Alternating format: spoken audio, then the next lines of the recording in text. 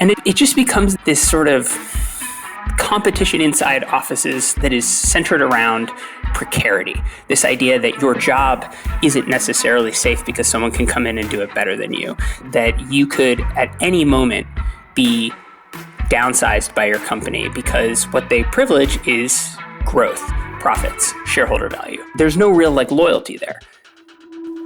Welcome to Freedom Matters, where we explore the intersection of technology, productivity, and digital well-being. I'm your host, Georgie Powell, and each episode we'll be talking to experts in productivity and digital wellness. We'll be sharing their experiences on how to take back control of technology. We hope you leave feeling inspired, so let's get to it. This week we're in conversation with Charlie Warzel. Charlie writes the newsletter Galaxy Brain for The Atlantic, where he is a contributing writer. Before that, he was writer-at-large for the New York Times opinion page and a senior technology writer at BuzzFeed News. Most recently, he's co-authored Out of Office with his partner Anne Helen Peterson. The book combines groundbreaking reporting and the couple's own experiences after they made the decision to leave their desk jobs in New York City for Montana. They describe how workers and employees across America and around the world are finding new ways of working that make people happier and more productive, and make companies more profitable. Today we'll be discussing what's broken with how we currently work, how flexibility has historically benefited organisations and not employees, why Gen Z are looking for a new relationship with work, and how to rethink the office. Charlie, welcome to the Freedom Matters podcast. It is an absolute pleasure to have you on today. Thank you for joining us. And thank you for having me. Appreciate it. Fantastic. So I want to dive in straight away by talking about your book. I really enjoyed it because it's like a blueprint. It's a guide for the future of work. I think what I found really interesting about it was it's quite scathing and critical of how we currently work. And so I'd love to hear a little bit more about your understanding of the problems with work today and what you think we need to fix with the future of work. Sure. The way we like to think about the book is we didn't want it to be too self-helpy. So we were thinking of it like a map, right? Like a roadmap, which is we don't tell you how to get there, but we show all the routes. In terms of it being broken, I want to say that this isn't an anti-work book. Myself and my partner, Anne Helen Peterson, who wrote it, we enjoy working. We get a lot of satisfaction out of our work. We believe in the dignity of work and that people want jobs. And we believe also from our 700 plus interviews we did that people like to work to some degree, right? Mm-hmm. What they don't like is sort of what has become of work, the ways in which our obsession with efficiency and productivity have essentially caused us to flatten and collapse our lives into these one-dimensional elements. A good example of this, I think, is the ways in which we have become so obsessed with growth and productivity that as a work culture broadly, celebrate the people who can sacrifice the most of their selves and their lives for their job and for their work output.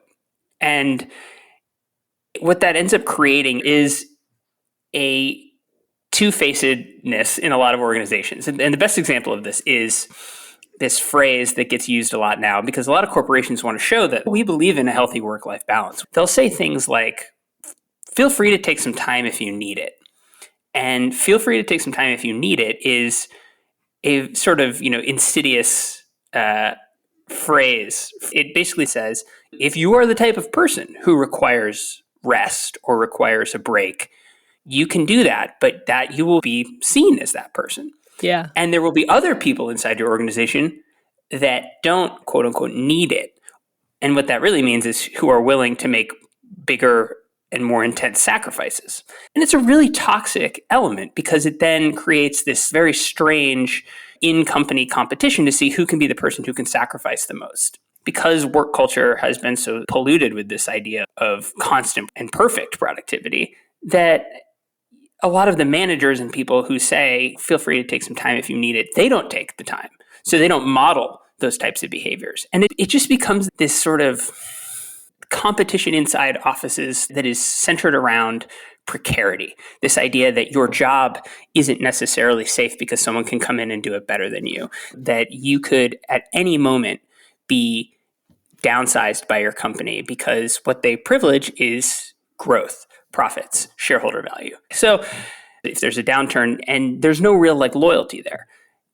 And I think what it's created is this feeling by people that they're an expendable resource, that they can just be ground down, and then when they're finally ground down enough, they'll be cast aside for a fresh batch of the resource. And I think it creates a really cynical, really awful view. It makes people, feel disrespected and honestly not motivated to go out and do their best work. When you're working out of fear or this sense of great precarity, it doesn't produce the best type of work. A lot of people go into the workforce and are immediately confronted by all these forces that I've just described, and they don't, have any frame of reference, and they're as vulnerable as they can be because they're very young in their careers. So they learn how to, perform within this sort of ecosystem. And what ends up happening is they collapse their lives. They tie their sense of self-worth completely to their jobs. Their jobs become the pillar of their identity. And they develop all these incredibly hard to shed habits of, how to work and what's expected of them and what they need to do that will follow them around throughout their career and slowly burn them out. Yeah. You talk about how precarious work is. And I thought it was really interesting in the book how you make the point that flexible working, we think it's this kind of new concept, but actually flexible working is something that's been growing throughout organizations for a number of years now. I'd love you to talk about that a little bit more, about what flexibility has been and what really it should be in the future. Yeah, I think flexibility it's incredibly one-sided, right? It is something that a company does on behalf of its shareholders, on behalf of its own success, its relationship to its market and its broader ecosystem. A good example of this is a lot of companies in the 1970s, during some of the economic downturns in the 1980s. They said, we're very flexible and we're very nimble and we can adapt. And what that means is when times are lean, they can collapse their organizations very quickly. Some of the history is amazing on this. You can see this even in the way that certain firms back then were constructing their offices. Their offices had these movable partitions and these desks you could jam together or whatever. And the literal physical workspace would expand and contract. But that flexibility is essentially something that a company will say that they need to do in order to remain competitive. And that flexibility is something that is sort of incumbent on the worker to help the employer with. So that means taking a pay cut, slowly losing some of their benefits and being okay with that and staying on board because of the mission of the company, understanding that at any moment you could be laid off.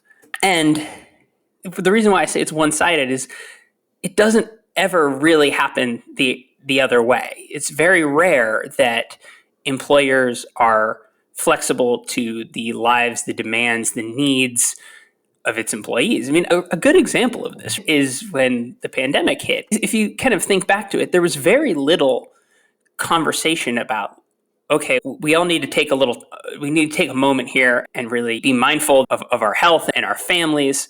It was mostly just carry on, get your job done wherever you have to do it. And yes, it's in the home. That was sort of framed as, well, we're allowing you to work from home, as flexibility on the end of the employer. But really, it was flexibility on all of us workers. We all did what we had to do to get the job done. And you can see that productivity did not go down during those lockdown months of the pandemic. If anything, it grew a little bit. And I think that this is a good example. It's the worker is always supposed to subsume themselves for the company. And not only that, but be okay with it. And over time, I think that flexibility has led people to feel very precarious. But it's also created this sense that we should be, as workers, just happy to be there, just happy to have the job. Don't complain too much. You've got a job. And I think it breeds a lot of resentment over time. And on that resentment, you talk about how we're starting to see this wave of people actively opting out of the workplace, leaving organizations. So how do you see this kind of rising dissatisfaction with the precariousness and this sort of false flexibility playing out in the workforce? I think there's a couple of threads here. One kind of critique of modern and especially American work culture, and that sort of valuing of productivity above all else and growth, is that it is a short-term way to run a business. You're going to burn through your employees. You're going to see a lot of turnover if you don't look after their best interests, if you don't give them a work environment that makes them feel respected and valued and cared for. And so I think what you're seeing now, the chickens come home to roost in some of these organizations, right? Like people will reach their breaking point. And unfortunately, what that means is a lot of them will drop out of the workforce to some degree. I mean, I think you're seeing this during the pandemic with women leaving the workforce in alarming rates. And that's not because they're exercising their power all the time. A lot of it is, I can't keep up with the caregiving duties that are expected. They're dropping out, not, I think, because they want to all the time. And so you're seeing some of that, right? Some of it, though, means trying to take a stand. If you feel like your organization does not respect you, some people respond to that with the idea that they have nothing to lose, really. And they are speaking up on behalf of this. And you're seeing this inside organizations where all hands meetings, you have the CEO or whomever taking questions from the audience. And I'm hearing a lot of this sort of anecdotally in my reporting, both from people in executive positions and people lower on the rungs. They'll open up the floor to questions, or they'll mention their new paid leave program, and someone will stand up and say, "This is unacceptable. This is offensive." And they'll have their receipts, they'll have the facts, the numbers, they'll confront. That type of righteous boldness is somewhat new in a lot of these organizations. So I think you see it that way. The most interesting part of this, I think, is, and I don't want to generalize too much, but some of what I and other people have seen from the Gen Z and some of the newest entrants into the workforce is like a broader skepticism of the entire sort of element of a career. And this is what I think is extremely fascinating. They have watched their parents go through a financial crisis. They've graduated from college into the pandemic in some senses. They have seen the real precarity of the working world. They've seen the fact that maybe their grandparents are able to retire very comfortably, but their parents maybe aren't going to be able to retire at an early age. And I think some of the people I've talked to have said, we surveyed this whole landscape. We see all these people who have come before us be basically miserable with what they're doing. And looking at this, is this what we want? Do we want to work and give the best years of our lives and ourselves and everything we have to these companies who aren't really loyal to us for 40, 45 years, 50 years, and then at the very end, take this little bit of time to enjoy life for ourselves? That seems like a bad deal, is what some of these people have told us. And I don't know if that is just something that will fade as people get sort of ground down by being in the workforce longer. But I think that it's a small idea, but it's very profound. It's disagreeing with the bargain of a modern career. I was interested, how has technology helped to shift the mindset of a generation? I think broadly speaking, there are ways in which the experience of growing up with the internet has maybe caused people to be more aware of other people's surroundings, because you're connected to everyone. They can see a lot more of sort of the inequality, the BS. I don't think that a lot of them, at least the people that I'm talking, revere the tech titans in the same way. I think they see it as part of a system that is just so unequal. I think the more people I talk to of that age are looking at modern or late stage capitalism as fundamentally broken, and seeing that I don't know that I want to let that system dictate what the rest of my life is going to look like. That's maybe a bad bargain to enter. If you're going to say that to this day, flexibility has actually been a tool for companies to just improve their bottom line, how actually should it be? What's the vision for you in terms of what true flexibility should look like? Yeah. So one thing we wanted to do with this book was to try to speak to both employers and employees and try to show the benefits of flexibility. And so what we tried to show executives is that this is in the long-term best interest of companies to find new ways to work that are not so completely extractive and that don't burn people out quite in this way, that don't generate this type of resentment. We look at the pandemic as kind of a control experiment, right? And we saw that the world did not shut down. So we see that we are able to do our jobs. It wasn't easy for a lot of people, but we see that it can be done. So now the idea is, how can we take the good parts of what we learned and try to take away the negative parts and build a work environment that is adaptable to the myriad ways that everyone works. Everybody works differently, right? There are people who thrive on group dynamics and projects and proximity to people and get a lot of energy that way. And those people should have spaces where they can do collaborative work. But there's a lot of people who are introverted, neuroatypical, disabled, just generally need a lot of peace and quiet to concentrate and focus to do their best work. There are people who like both, right? We've been treating the office for so long like it's this neutral space. This is the way that everything has to be. 9 to 5, 5 days a week, you go in the office. But it's a human construct, and it privileges certain people over other people. And so the idea is, okay, how do we step back and intentionally build organizations that work for lots of different people? And we believe that if you do that, ultimately what you are going to be doing is you are going to be listening to your employees, because you're going to need their feedback. You're going to need to understand how they best work. You're going to build practices that require employees to listen to other employees. Because if you're in this distributed hybrid working world, there's going to be more friction involved. So you're going to need to understand how to meet people where they are. And what that does is it allows employees to treat their fellow employees like human beings and not like cogs in a machine or endpoints for productivity. It's all about very small, intentional choices that you can make.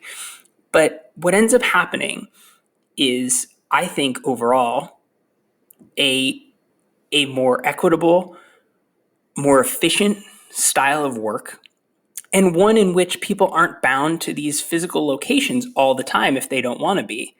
And it gives people the chance to start to construct their lives, if you're not bound to that space, around things that are meaningful to them, that aren't just about work.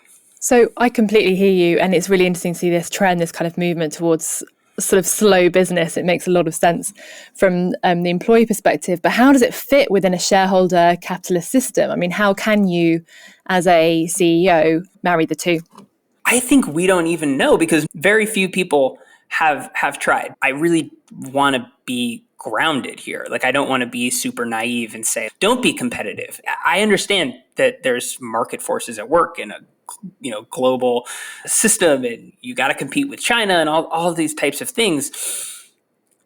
But I think that what gives me hope is there's research that's come out, right? I mean, there's the research on the 4-day work week that shows that there's an increase in productivity. There's an increase in performance from a lot of people. There's an increase in satisfaction, a decrease in turnover.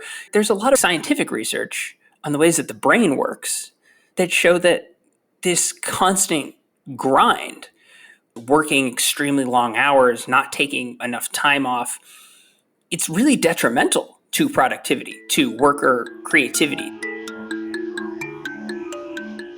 There's this book by this science writer, Annie Murphy Paul, called The Extended Mind. And it basically says that for so long we've thought of our brains and compared them to computers, right?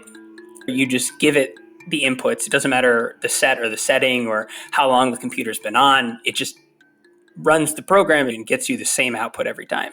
But the human brain is so much more varied, right? It depends on how much sleep we've gotten, where we are we in a noisy environment? Are we stressed out? And the mind is often at its highest processing capacity for creative and original thought when we're not directly working on the project. That's why great ideas come to people in the shower, on walks.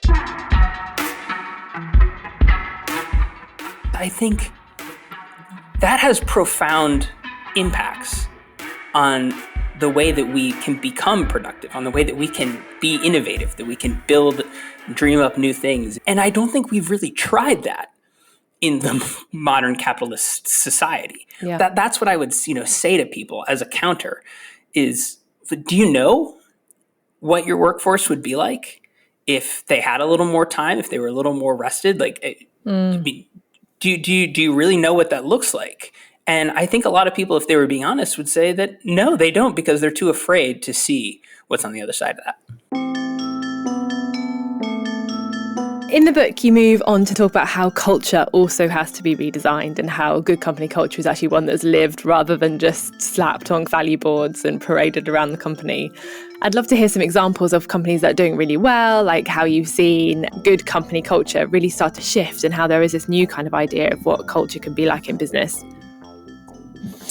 I think it's still, early in terms of people shifting throughout the pandemic on this. So one example of really good company culture that I've liked just comes simply from honesty and moving through the pandemic, keeping your employees abreast of what you're doing the entire time and getting the input. So Dropbox has done a really good job with this. They basically said they looked at how their workforce performed over the course of the pandemic, and then they surveyed them and asked what they liked and disliked about all of this, and quickly came to the conclusion that their employees were happier working remotely, that they were more productive working remotely.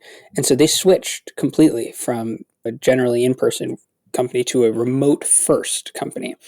But they were very intentional about this, and they said, some of you, this is not the company that you signed up for when you got hired. We're going to help you find another gig or help figure out how to make your job work for you. But this is the value of the company going forward. And here are the changes we're going to make. And they changed a lot of the ways that they're treating their workspaces. They got rid of a lot of their real estate. They're converting their offices into these episodic workspaces where you basically come in to do collaborative work. What I really like about it is they're also saying, we're going to get this wrong at times. We're going to make a change and it's not going to work. And you're going to tell us because this is a new shift and we want to do this and bring you all on board as best we can. And I think that's really important. I think this is a really transitory time. And the way that you build trust in a company environment, in a company culture, is by having the leadership model vulnerability. One way to model vulnerability is to say, we don't know what the future holds, but we do know we have an opportunity here. And we're going to have a very long dialogue with you and figure this out as a way to bring everyone together. Hey, Charlie, I just want to ask you to sum up where you think technology plays a role in all of this, because obviously we couldn't be doing it without it, and perhaps how it benefits us, but are there also negatives that you're aware of? So obviously the technology that has allowed us to connect in this way and not in person is what underwrites this whole flexible work movement. But traditionally, technology has played an equally negative role in this, I believe. If you look at the history of workplace technologies, so many of them promise to free up more time in order for you to get things done quicker and then do the things you ostensibly you care about. And that's not the way that we've adopted them in practice. Practically, what they have done is they've freed up more time for us to do work. And I think that is the trap, the cycle that has to break, right? Email was supposed to kill the memo and the culture of passing around tons of memos and being flooded with all this, information. Slack and Microsoft Teams and all those chat apps were built as email killers. And if you look at your inbox now, email's not dead. We've just layered something else on top of it. So the balance that we've never really been able to strike is to leverage the technology for what it's supposed to do, which is to make our lives easier, to free us up, to give us more time. Yeah, the reason that we haven't had that is because of this type of work culture that we've instilled in ourselves, and this productivity obsession.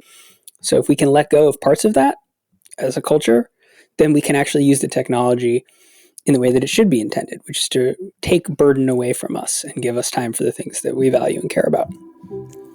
Charlie, being a fantastic guest on the Freedom Matters podcast. Send our best wishes to Anne. I'm sorry that she wasn't able to make it, but yeah, we really enjoyed speaking to you. Thank you very much. Yeah, thanks for having me. I appreciated this. Thank you for joining us on Freedom Matters. If you like what you hear, then subscribe on your favourite platform. And until next time, we wish you happy, healthy, and productive days.